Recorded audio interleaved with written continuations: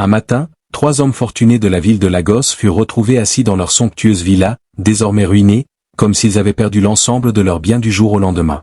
Leurs familles les abandonnèrent, leurs entreprises s'effondrèrent dans un silence étourdissant. Tous racontaient la même histoire, celle d'une nuit passée avec une femme d'une beauté diabolique répondant au nom de Linda. Mais qui était-elle réellement? Une simple prostituée ou bien la main invisible d'un pouvoir obscur capable de voler la destinée des hommes? Linda était d'une beauté à couper le souffle, trop belle pour rester dans la pauvreté. Sa peau caramel scintillait, se parant d'une lueur semblable à celle de l'ambre sous les rayons du soleil. Ses yeux d'un vert émeraude semblaient toujours sonder les âmes de ceux qui croisaient son regard, comme si elle connaissait d'avance tous leurs secrets les plus profonds. Mais derrière cette beauté éclatante se cachait une ambition insatiable. Née dans une petite maison délabrée surpeuplée, avec une mère qui vendait des beignets au marché local, Linda ne supportait pas la misère. Elle méprisait ses parents, surtout sa mère, qu'elle considérait comme une femme arriérée et faible. Un jour, sans le moindre remords, elle vola les maigres économies que sa mère avait patentement cachées sous un pagne dans une vieille boîte en fer rouillé. Cet argent était supposé servir à payer l'école de son petit frère. Au lieu de cela, Linda s'en servit pour s'acheter un tout nouveau téléphone dernier cri. Elle désirait à tout prix exister sur les réseaux sociaux, TikTok et Instagram, persuadée que c'était le chemin vers la gloire et la richesse.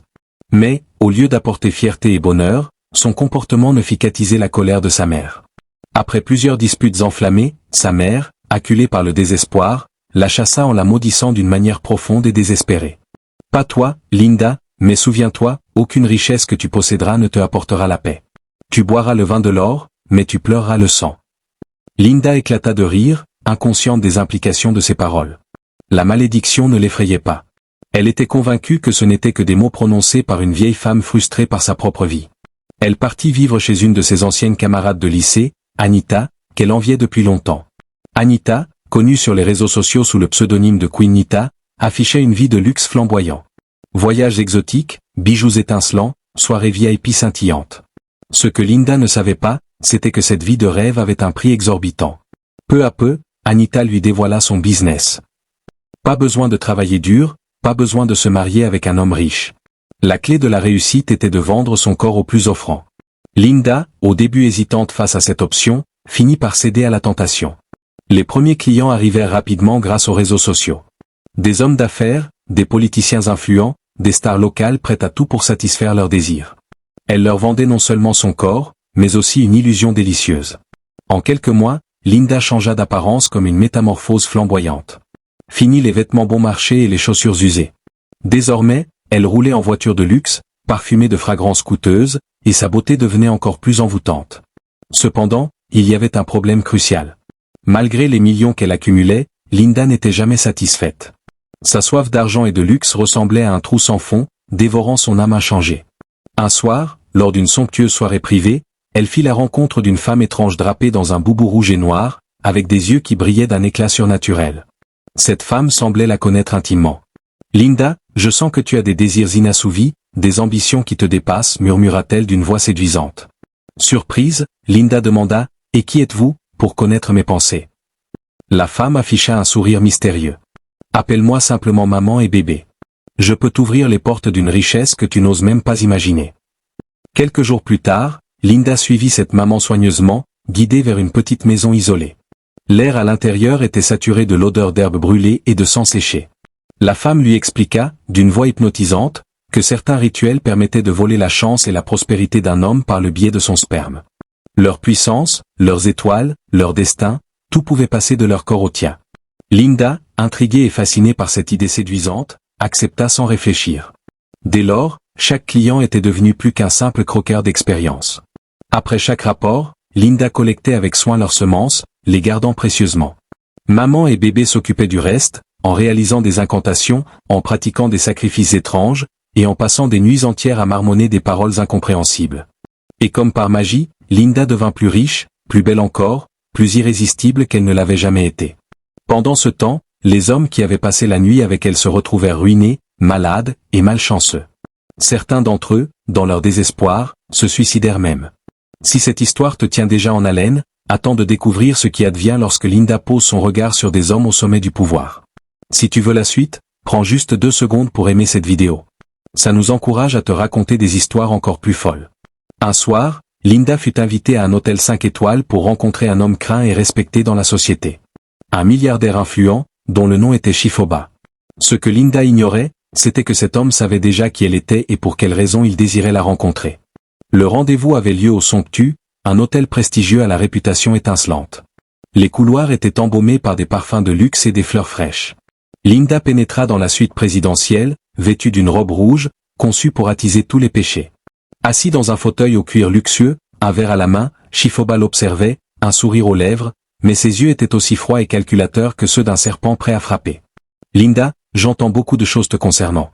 On dit que tu transformes la vie des hommes que tu touches, déclara-t-il avec une voix envoûtante. Elle lui retourna son sourire aguicheur. J'aime juste leur donner ce qu'ils désirent. Ils burent, discutèrent, puis passèrent aux choses sérieuses. Comme à son habitude, Linda se donna à fond, assurant le plaisir de son client. Fidèle à sa routine, elle recueillit discrètement le sperme dans un petit récipient caché dans son sac à main scintillant. Mais au moment où elle voulut quitter la pièce, deux hommes armés surgirent, bloquant la porte telle une barrière inébranlable. Shifadar, l'homme d'affaires à l'aura terrifiante, se leva lentement, un sourire sinistre aux lèvres. « Tu crois que je ne sais pas ce que tu fais, Linda? Tu imagines que je ne sais pas pourquoi tous ces hommes tombent en ruine après avoir croisé ton chemin ?» Linda sentit la peur grimper en elle, mais elle tenta de garder contenance. « Je ne sais pas de quoi vous parlez, balbutia-t-elle. »« Chut !» coupa Hadar d'un ton autoritaire. « Tu as volé des fortunes, mais surtout des destins. Et ça, ma chère, ça a un prix. » Sous la menace des armes, Linda fut conduite, les yeux bandés, jusqu'à une vieille maison à l'extérieur de la ville. À l'intérieur, l'odeur était insoutenable, imprégnée de sang séché et d'herbes brûlées. Au centre de la pièce, un cercle de ciseaux et de symboles étranges dessinaient hâtivement sur le sol. Une femme âgée, plus terrifiante encore que maman bébé, se tenait là. C'était Y.A. Aduni, une prêtresse réputée pour annuler les sorts, mais aussi pour renvoyer les malédictions vers leur expéditeur. Hadar prit la parole d'une voix grave. « Je t'offre un cadeau, Linda. Tu vas goûter à ce que tu as fait vivre aux autres. » La prêtresse commença à chanter des incantations dans une langue ancienne, résonnant dans l'atmosphère sombre. Linda sentit son corps devenir lourd, ses mains tremblaient, son cœur battait à tout rompre. Elle vit défiler les visages de tous ses anciens clients, des hommes ruinés, malades, désespérés. Puis, dans un souffle glacial, toute la richesse, la beauté, et la chance qu'elle avait subtilisée quittèrent son corps. Sa peau devint terne, ses yeux fatigués, et son corps affaibli, comme si la vie s'évaporait lentement. Linda se réveilla le lendemain, seule, dans une ruelle insalubre.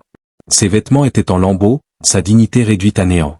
Pire, chaque homme qu'elle croisait semblait l'éviter, comme s'il ressentait une odeur invisible de malédiction. Elle tenta désespérément de retrouver Anita, mais celle-ci avait mystérieusement déménagé sans laisser de traces. Même maman bébé avait disparu, comme emportée par un souffle fatal. Linda n'avait plus rien né, comme sa mère l'avait prédit avec tristesse, aucune richesse n'avait pu lui offrir la sérénité. La richesse acquise par des moyens malveillants attire toujours un prix, souvent, ce prix est sa propre vie. Linda avait voulu s'emparer des étoiles des autres, mais elle avait oublié qu'il existe toujours quelqu'un de plus puissant, prêt à éteindre la sienne. Alors, que pensez-vous? Jusqu'où seriez-vous prêt à aller pour atteindre la richesse que vous désirez tant? Si cette histoire vous a plu, abonnez-vous, laissez un j'aime et dites-nous depuis quel pays vous regardez la vidéo.